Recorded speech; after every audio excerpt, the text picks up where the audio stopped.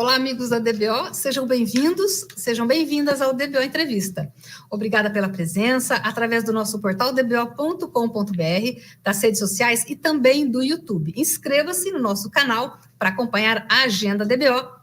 Esse nosso encontro fica disponível e você pode rever e compartilhar. Para você que acompanha a revista DBO impressa digital, a edição de fevereiro traz uma reportagem de capa, escrita pelo jornalista Renato Vilela, uma ampla abordagem sobre indicadores associados à meta na gestão sanitária da boiada.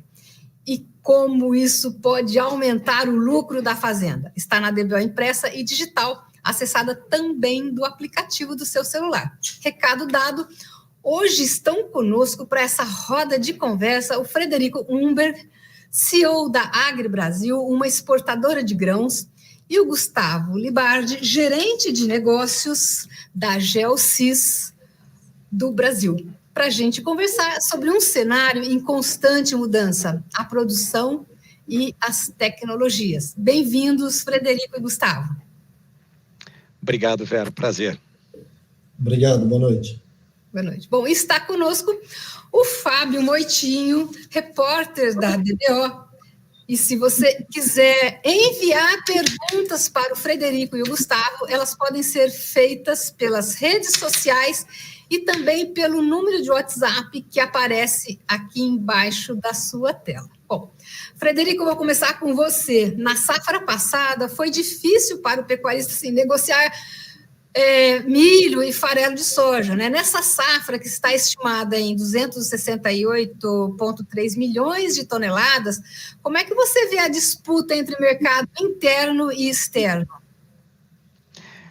Vamos lá, Vera, boa noite a todos. Enfim, se nós tivemos um ano difícil ano passado, acho que para mercado interno, eu acho que a gente tem que pensar que esse ano pode ser mais complicado ainda.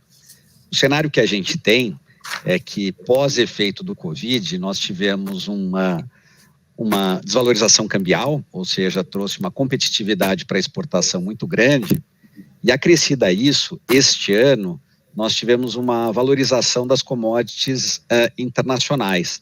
Então, os preços ficaram mais caros, da soja, do milho, e, por consequência, os seus subprodutos, e tem uma grande demanda internacional. Então, vai ter uma competição grande, quer dizer, o mercado de exportação está ávido pelos produtos brasileiros. Então, apesar de grandes safras que a gente espera de soja e, se Deus quiser, de milho também, deve ser um ano de preços altos também.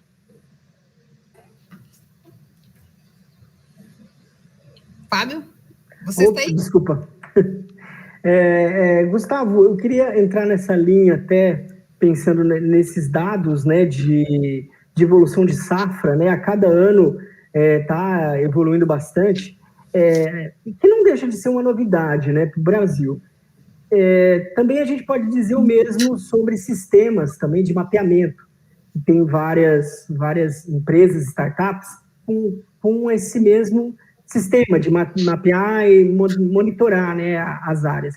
Queria saber se, de fato, isso está se tornando uma commodity. Qual que é a avaliação de você sobre isso?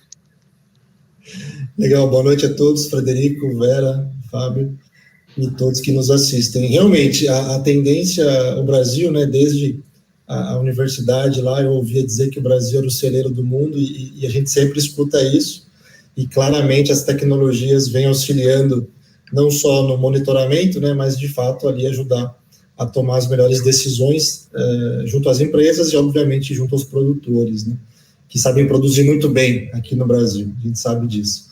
Então, a gente vê um número crescente de startups, já há alguns anos focadas, né, no agro. O último levantamento são quase 1.000 startups aí, e a gente sabe que poucas realmente conseguem se estabelecer, obviamente, faz parte do novo normal aí, empresas desse nível. O monitoramento, a gente tem que ter clareza, né, que são satélites que existem de todos os tipos, né, a gente tem que ter fontes confiáveis. Então, nós trabalhamos já há mais de 30 anos fazendo isso, e de fato levar a informação mais confiável, né, via remoto, porque é sempre um resultado indireto. Então, a ideia é sempre levar esse resultado para as empresas, para os produtores tomarem as melhores decisões. Então, não é qualquer empresa que consegue fazer esse tipo de tratamento, exige realmente um conhecimento, uma capacitação e um foco agronômico. Ah, certo. Frederico, até pegando esse gancho, né, de tecnologia e levando para o setor, né, de comercialização, né, como que vocês veem a tecnologia para melhorar esse comércio, né, para ter menos choque na hora de demanda e oferta? Vamos lá, Fábio, é uma questão que eu me faço há muitos anos. Eu já eu trabalho nesse mercado desde 90. Em 2000 eu tentei quase investir numa empresa de comercialização de grãos online. Graças a Deus não deu certo na época, porque o mercado não estava preparado. Eu tenho certeza que esse mercado vai mudar. Ele mudou pouco desde que eu trabalho, desde 90 até, quer dizer, há 30 anos ele tem mudado pouco. Então, a gente está atento, a gente tem um aplicativo em produção para tentar, através de um produto minimamente viável, começar a ter alguns aplicativos, mas eu acho que vão ser mudanças relativamente lentas nesse setor. Existem algumas iniciativas de blockchain para poder negociar a documentação da exportação, que é uma iniciativa das grandes tradings mundiais, estão liderando esse esforço. Isso deveria facilitar bastante o trabalho de execução. Isso é um primeiro serviço que está sendo feito, mas enfim, ainda tem muito a melhorar. Resta saber exatamente como que isso vai mudar, ou se a gente vai ter algo que seja que mudaria completamente o setor, ou se seriam pequenas mudanças que vão mudar o relacionamento, acho que, do produtor com o consumidor final. O Frederico, você começou a nossa conversa falando de um tema que não dá para fugir, né? Que é esse nosso cenário de pandemia e como é que as empresas, os produtores, o novo normal, né? A partir daqui, assim, de imediato, quais as mudanças que você vê no setor? Eu diria o seguinte, Vera, a primeira grande questão quando teve a pandemia, a gente teve, apesar da pandemia, quer dizer, foi um ano completamente atípico para todos, então a gente teve que aprender a trabalhar em home office, enfim, isso tudo começou a virar realidade, mas para o setor de exportação foi muito positivo, porque teve a desvalorização cambial por um lado, por outro lado teve uma redução do preço em dólares das commodities num primeiro momento, e do frete marítimo, teve uma grande redução, quase 80%.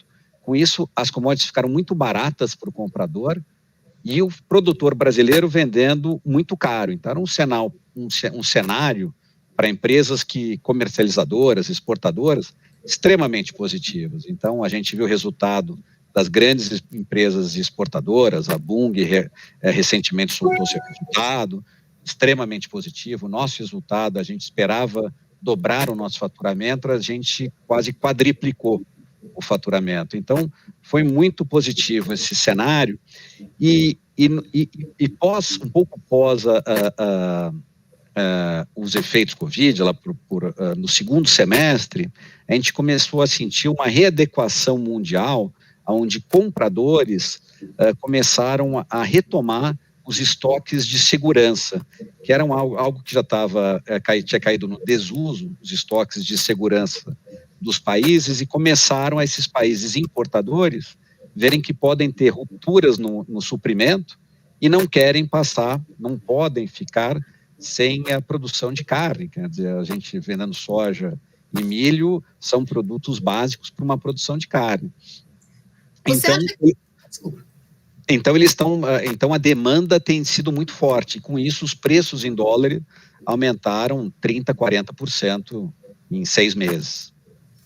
Você acha que daqui para frente os estoques de passagem, né, que praticamente eles sinalizam, né, se o preço das commodities sobe ou diminui, os estoques de passagem sempre deu um direcionamento do que viria para frente, né? Você acha que a Covid, com essa questão de você ter tanto a segurança alimentar, né, quanto a segurança do alimento, que é a parte sanitária, mas na segurança alimentar, você acha que os estoques de passagem podem começar a ter uma outra função que não só determinar preço daqui para frente?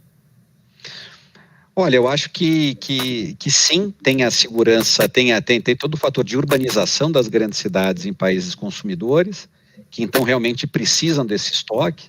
A gente teve um caso muito interessante com a China nesse ano, que é um produtor grande de milho, o segundo maior produtor de milho, e normalmente tinha um estoque alto de segurança do governo, de cerca de 100 milhões de toneladas, e finalmente, quando foram usar esse estoque, viram que esse estoque não era tão grande assim. Então, a China veio a se tornar um grande importador de milho mundial, e eu acho que isso pode fazer uma grande mudança no cenário mundial, porque a China, já nesse primeiro ano, já importou quase 25 milhões de toneladas de milho. É quase o total que o Brasil exporta anualmente de milho. Então, é algo que imagino que a China entrando no mercado importador de milho esse ano equivale a quando a China entrou na soja em 2000, que virou, quer dizer, a soja, um grande importador era a Europa, e teve uma transição que virou a China o grande mercado, e hoje compra 80% da produção nacional. Ô, Gustavo, eu vou passar a bola para você agora, assim, porque mais do que mapear, né, a produção, mais do que ter esse cenário na mão, as tecnologias precisam garantir, assim, mais detalhes sobre a área de produção de uma fazenda, né? Sobre esses detalhes, atualmente, os sistemas podem diferenciar, assim, pasto e culturas, como soja, milho, e, por exemplo, até identificar sistemas integrados, ou seja, ter realmente um mapa desses cenários? Sim, Vera, e todos que nos escutam. Hoje é possível, já há um bom tempo, identificar, então, de acordo com o comportamento de cada cultura, seja um pasto, soja, milho, algodão, cana-de-açúcar, eucalipto, cada cultura, né, que plantada não só no Brasil, mas no mundo todo, tem uma leitura, um comportamento específico. Então, nós conseguimos diariamente, falando da nossa plataforma da GeoSys, tratar esses dados, né, que vão chegando todos os momentos ali para nós, armazenar isso com um viés já agronômico tratado, né, com os índices de vegetação, para que então a gente consiga identificar quando é uma cultura ou outra. Então, não só o tempo real, né, vamos dizer assim, diariamente das safras que estão já plantadas, mas também históricos de até 30 anos, por exemplo. Então, a gente consegue ter comparativos entendendo há quanto tempo o produtor planta soja, há quanto tempo ele já entrou com cana-de-açúcar numa área, qual a idade do canavial, se de fato existe mais de uma cultura no mesmo, vamos dizer assim, na mesma estrutura ali, né, da propriedade. Então, esse tipo de identificação é feita através de imagens diárias, que cada ali cultura ele emite, vamos dizer assim, um pixel, né, um valor que nos auxilia, que nos ajuda a identificar que tipo de cultura. Então, sim, nós temos hoje monitoramentos de florestas plantadas, eucalipto, né, nós conseguimos identificar quando tem ali a integração lavoura, pecuária, floresta. Hoje é possível, sim, entender para cada, vamos dizer assim, hectare, né, cada 100 por 100 ali, 100 metros quadrados por 100 metros quadrados, o que de fato está sendo cultivado desde o passado, né, até os dados, vamos dizer assim, mais atuais. Viu, Gustavo, uma coisa, uma pergunta sempre, uma questão muito polêmica, que nós já temos, aqui na DBO já tratou no ano passado, que é justamente a área de pastagem aqui no Brasil, né? Nós temos os dados oficiais de IBGE, tem dados da Embrapa, tem dados de tudo quanto é parte, mas nenhum bate até agora. Eu queria saber o que essas tecnologias de informação podem dizer quanto a isso. A gente pode, enfim, ter uma área de pastagem no Brasil assim, medida exatamente a partir dessas tecnologias, por exemplo? Sim, Fábio, é possível. Obviamente que as imagens, né, os dados do satélite são dados indiretos, né? Nós nunca podemos afirmar que apenas aquela informação, né, de uma área, dizendo, olha, eu quero saber que cultura eu tenho ali. Só o satélite, ele acaba ficando frágil, né? A resposta, ela depende de uma referência. Então, como tudo, né, a correlação, né? Então, se eu tenho dados de referência, de qualidade, e eu tenho dados de satélite que permitem confirmar se aquilo de fato acontece, né? Então, eu tenho 2 datasets, ou 2 fontes, vamos dizer assim, que me ajudam a criar aí essa equação matemática para que eu consiga, a partir do satélite, apenas inferir, né? Olha, é pasto, não é pasto. Então, é claro que é um trabalho de pesquisa que a gente teria que fazer com coletas, né, com amostras locais, né, enfim, por pessoas, ou de alguma forma entender qual o comportamento de uma região para que eu ensine, vamos dizer assim, né, o modelo do satélite a, toda vez que identificar um comportamento A ou B ou C, ele diga, é a cultura A, B ou C. Então, esse tipo de demanda acontece. Nós sabemos que o Brasil, em comparação a outros países, a nossa unidade, vamos dizer assim, é o CAR, né, é o Cadastro Ambiental Rural, que nos ajuda ali a entender os limites das propriedades, né? Tem países que já têm um nível mais do talhão, da gleba, né? Então isso facilita. E outro ponto é a questão da vastidão. O Brasil é muito grande, né? Então tem situações diferentes, tem pastagens nativas, pastagens cultivadas. Então é possível, vamos dizer assim, é possível fazer um estudo para de fato cravar a área plantada, ou vamos dizer assim, área cultivada, ou área de pasto do Brasil, que a gente sabe que a maior cultura do Brasil hoje é o pasto. E como que vocês estão, assim, né? Eu sei que vocês têm um trabalho muito voltado para o agro, né? Mas e para a pecuária, nesse caso, das pastagens, por exemplo, o cara quer fazer está estudando, vocês têm alguma coisa nesse sentido para que mensure, que fale sobre pecuária, sobre pasto? Sim, é perfeita a tua pergunta, e a pastagem tem um comportamento em relação à soja, por exemplo, bem diferente. A pastagem, quando a gente identifica pelo satélite e usa os índices, os filtros, né, vamos dizer assim, que é como se fosse a TV, né, a gente ajusta ali os filtros do contraste para poder, de fato, entender o que está acontecendo.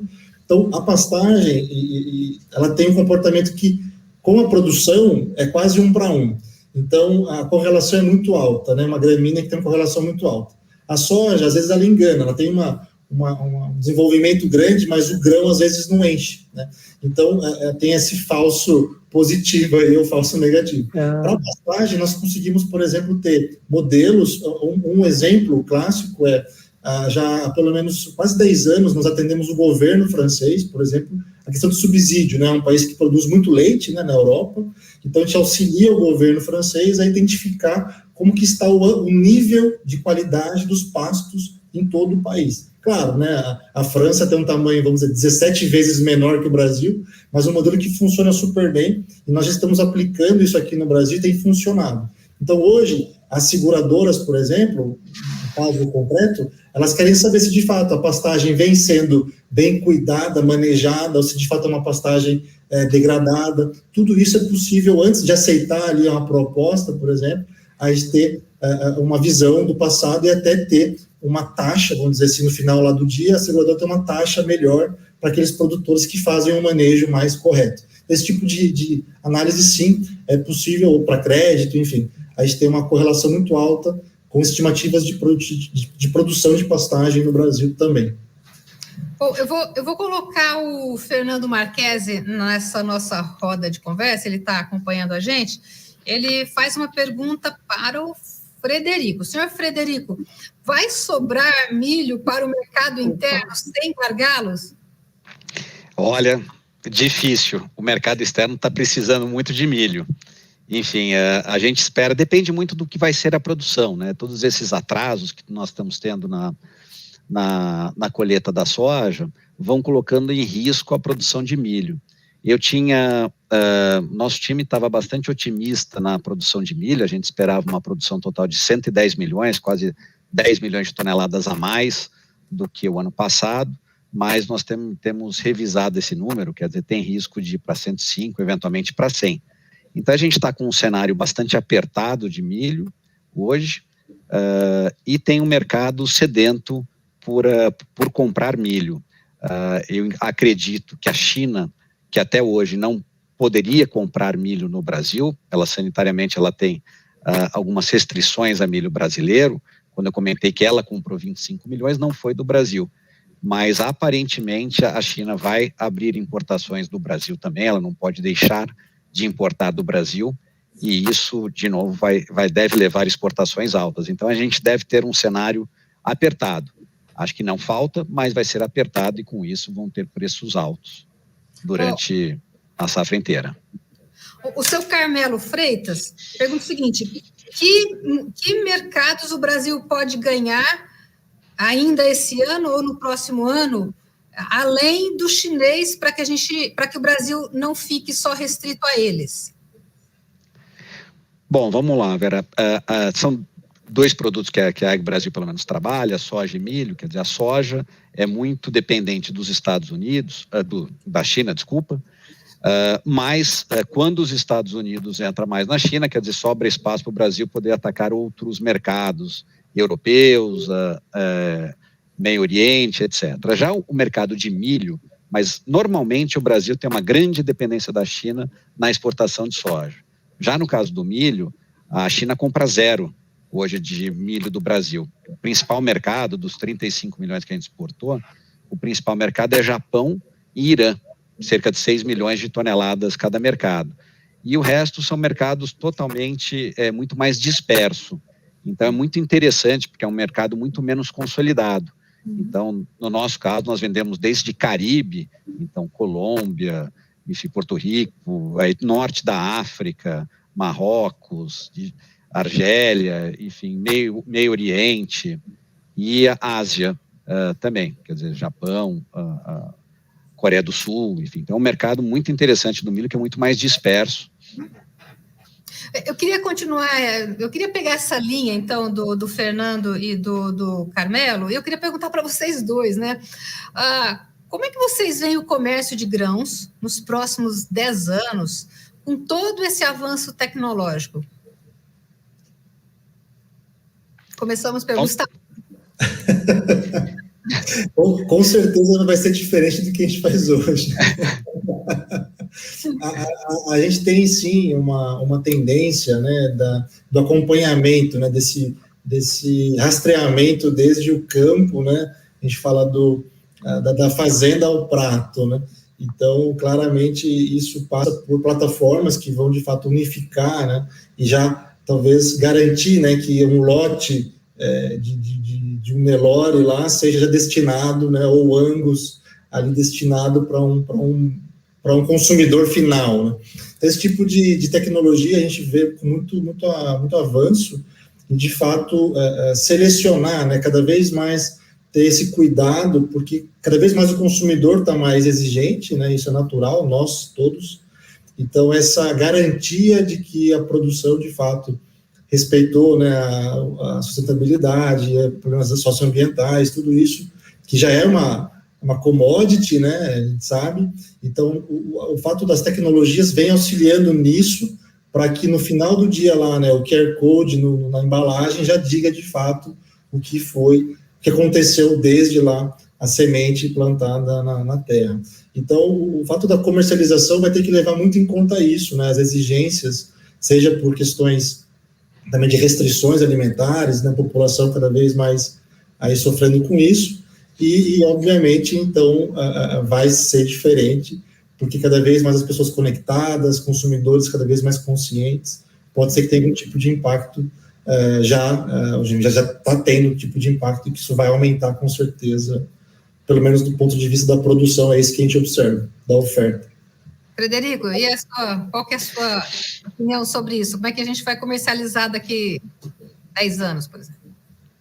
Eu acho que tem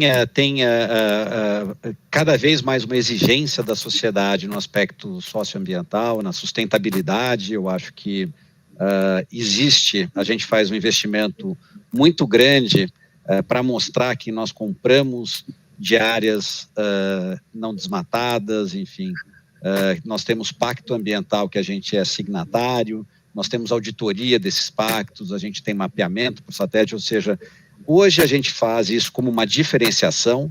Os nossos mercados consumidores, a Europa, que é a maior, que é o grande, hoje, ela é quem mais exige dos mercados, sinceramente, ela não paga ela ainda não paga por esses serviços, mas ela é um mercado pequeno para a soja e para o milho, quer dizer, ela é um grande mercado para o farelo de soja, que é um subproduto, mas para a soja em grãos e para o milho, ela não é mercado. Então, nossos mercados, norte da África, Meio Oriente, Ásia, ainda não demandam tanto essa documentação, essa rastreabilidade, enfim, esse comprometimento. Mas tenho certeza que isso vai ser obrigação no futuro, quer dizer, o que hoje é uma diferenciação, em breve será uma obrigação. E cada vez mais a gente vai precisar de ferramentas, e essas ferramentas que a Geosys, por exemplo, provê ao mercado, elas barateiam custo, elas dão mais segurança jurídica a quem está financiando o produtor, ela barateia custo para o produtor, barateia o custo do dinheiro que ele pode captar.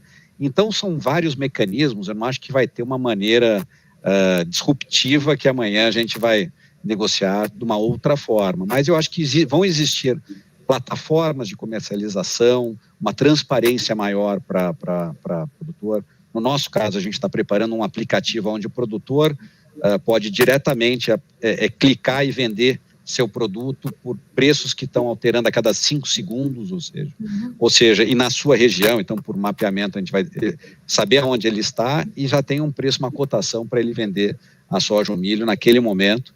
E com isso para nós que estamos crescendo, ao invés de ter que montar filiais físicas em cada estado, com todo o staff, caminhonetes e etc., tudo isso que é uma maneira de crescer a nossa base de fornecedores com um custo muito menor.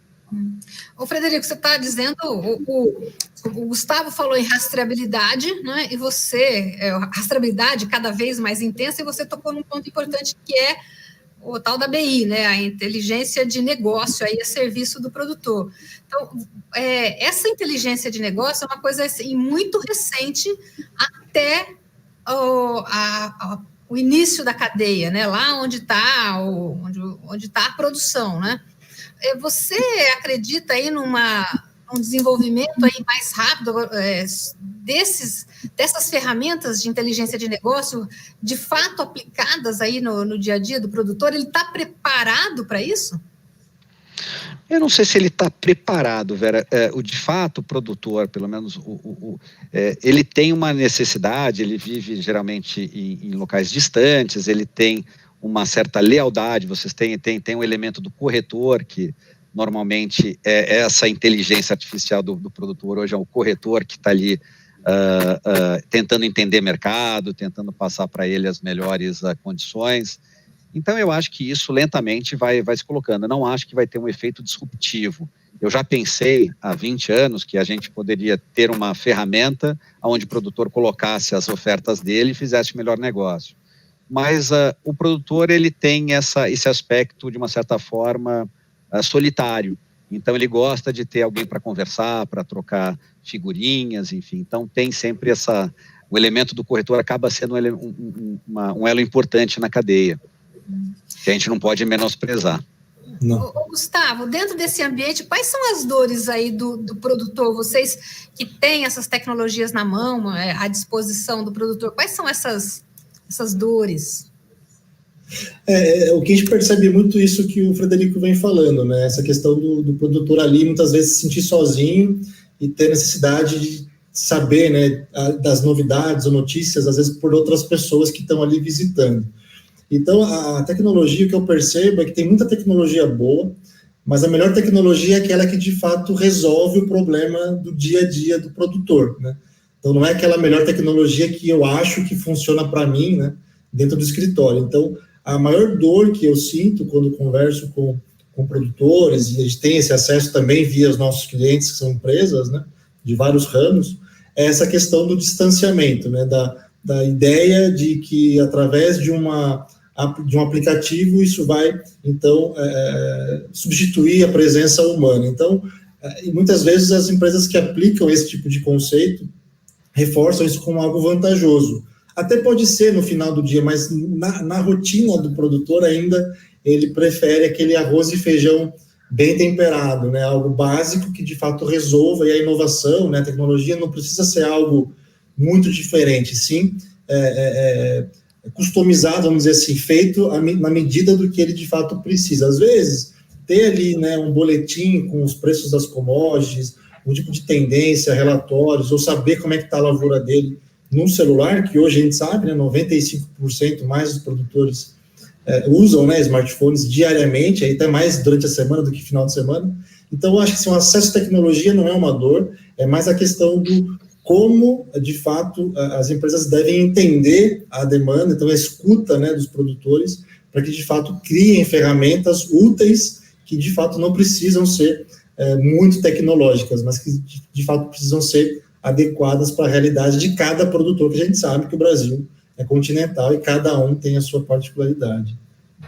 Bom, a gente, começando a ir para fechar essa entrevista, mas tem chegado algumas perguntas aqui, eu não posso deixar de colocar o Marcos Bernardes nessa roda de conversa. Ele diz o seguinte: no ano passado, ele pergunta para o Frederico, no ano passado, muitos produtores tiveram dificuldade em manter contratos de compra futura de milho, né? Senhor Frederico, o que você me recomendaria como tipo de negociação para ter mais segurança nesse mercado? Eu não sei se eu entendi bem a pergunta do Marcos, Vera, mas eu acho que ele está comentando em diferença de preço, será que é isso? O que eu entendi é que eles nos contratos de compra futura de milho, alguns produtores tiveram dificuldade aí para manter esses contratos, enfim, não conseguiram provavelmente resgatar. E está pedindo alguma recomendação de como negociar. Eu acho que é muito importante conhecer a sua contraparte. A gente está num cenário onde tem tido muita volatilidade de preços. Então, aonde você consegue, e nesses cenários é onde você consegue separar os melhores fornecedores, os melhores compradores ali. Então, existe toda uma regulamentação, quer dizer, quando a gente compra, se a gente compra um milho a R$30, por exemplo, e o milho está hoje 70, isso não quer dizer que a gente está ganhando 40, quer dizer, no mesmo momento, a gente como exportador já vendeu Chicago, já vendeu dólar naquele momento, e travamos nossa margem, que é muito pequena, uma margem do exportador, como imagino que em outros setores também é. Então, a gente se baseia muito na confiança e no conhecimento de fornecedores que nós temos para que cumpram seus contratos. Eu acho que essa é a melhor ferramenta. Além de poder usar outras ferramentas, como a própria que a Geosys disponibiliza, que é a ferramenta de mapeamento de áreas, para ver se ele tem área, porque geralmente quando tem um descolamento de preço muito grande, o produtor pode estar mal intencionado, ele pode comentar que teve muita chuva, que a chuva afetou muito a área. Por exemplo, na soja, a gente está vendo que toda essa chuva e esse atraso tem beneficiado a produtividade, não afetado. Gustavo, vocês acompanham esses mercados, né? Faz um resumo para a gente de como é que está hoje, né? O campo, né? Como é que está hoje a safra nesse momento, para soja e milho, por exemplo, que vocês acompanham aí com lupa. Tá, exatamente. Tudo indica, né, esse ano a safra recorde, né, apesar dos problemas aí que a gente vem encontrando, né, em algumas regiões isoladas, a safra vai passar aí dos 130 milhões de toneladas, isso já podemos cravar, né, diante, então, de uma safra de 126 milhões de toneladas do ano passado. Então, o que a gente observa é que, apesar desses obstáculos, né, está tentando ajudar o produtor a entender melhor, as empresas entenderem como é que esse recorde vai ser afetado, mas ele vai ser um volume bem alto. Para as principais regiões, né, o Mato Grosso, por exemplo, sofreu muito, né, com o início do ciclo da soja devido à estiagem, né, ali em setembro, outubro, e agora está tendo previsão de chuva, né, na verdade tem dois modelos aí, um dizendo que vai chover mais, um vai chover menos, então tem que acompanhar, mas de fato vai ser atrasado e vai afetar a produção de milho, isso também a gente pode ter certeza. O fato isso que o Frederico comenta realmente, né, nós temos observado que o alongamento do ciclo da soja em quase todo o Brasil, mais evidenciado no Mato Grosso do Sul, algumas regiões do Paraná, em Goiás, tem favorecido, né, devido a ter sofrido no começo, agora está recuperando essa soja, e só realmente algumas regiões do Paraná vem sofrendo com excesso de chuva e doença.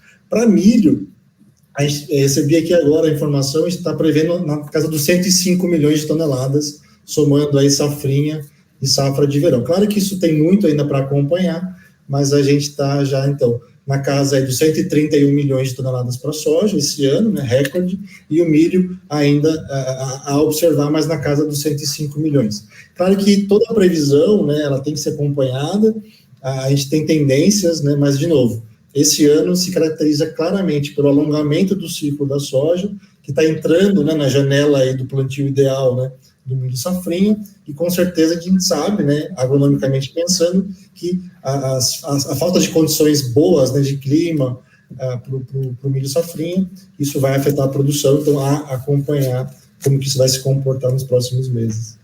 Gustavo, eu queria até, como a gente também está encerrando, uma última dúvida que eu particularmente tenho é sobre, por exemplo, tudo envolve, essas tecnologias envolvem essa questão de meio que domar o clima, né? E o futuro indica sempre previsões, a pressão climática cada vez mais forte, né? Como que tecnologias que podem vir aí, que podem até ajudar a melhorar a assertividade? Toda a previsão, ela se baseia no histórico, na probabilidade, né, e também no que a gente está observando com os modelos, né?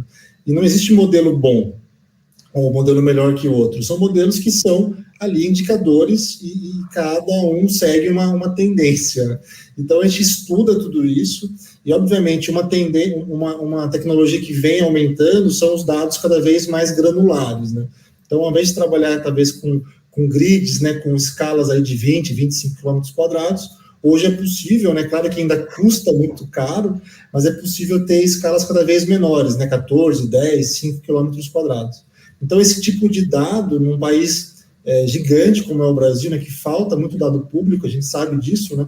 Então, a interpolação cada vez mais próxima ali da propriedade, dados cada vez mais localizados, né? Também por estações meteorológicas, tem muitas empresas aí que estão difundindo, né, o uso de estações meteorológicas que também conectam, né, nessa tecnologia, vamos dizer assim, da nuvem, para trazer isso de uma forma mais performática, né, enfim, em termos de qualidade, porque hoje a gente sabe que existem regiões no Brasil que tem, às vezes, uma estação que deve responder por uma região, às vezes, até muito maior, né?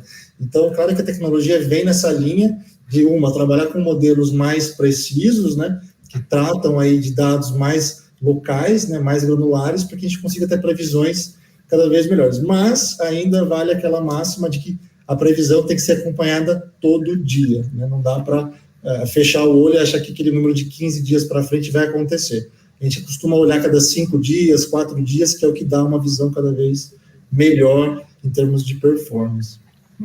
O Frederico, a gente realmente está indo para o final da nossa conversa, e com 2 ainda a gente poderia ficar aqui mais tempo, mas a gente está fechando nosso tempo. Mas, o Frederico, você está à frente de uma empresa exportadora, né? E as exportações têm salvado a balança comercial brasileira, né? Embora o Brasil tenha um mercado interno gigante, né? Mas são as exportações que estão salvando aí o cenário econômico do país. Quais são essas lições imediatas que o setor produtivo tem, na sua opinião, para que esse setor exportador trabalhe com mais folga, para deixar mais renda para o produtor? Vamos lá, Vera, acho que é uma ótima pergunta. No fundo, a gente tem se beneficiado, o produtor, as empresas que estão na cadeia do agronegócio têm se beneficiado de anos muito bons para o produtor. E quando o produtor tem uma rentabilidade melhor, ele pode, os serviços que vêm acoplado, que seja logística, mapeamento, a comercialização, a exportação, ou seja, sobra um pouquinho para todo mundo. Então, todo mundo consegue contribuir. Aparentemente, saiu até na Economist recente, se a gente está vivendo um super ciclo de commodities, ou seja, é possível que a gente esteja realmente nesse super ciclo, aonde o Brasil tem muito a aproveitar, sendo um exportador de várias commodities, a gente pode aproveitar muito se é o caso da gente ter esse super ciclo, que seriam preços altos, quer dizer, seriam preços altos para carnes, que refletiria para os pecuaristas, preços altos para a soja, preços altos para o milho, e isso seria um grande incentivo à exportação. a exportação, a produção, a exportação, o mercado interno, a tudo. E o que a gente tem que se preparar é em relação à logística, quer dizer, a gente tem que estar pronto para que a gente esteja preparado. Eu acho que o Brasil fez a sua lição de casa, a gente falou muito em blackout de logística no Brasil nos últimos anos, mas a verdade é que a partir de 2010, 11, o Brasil ficou adequado à logística toda de exportação.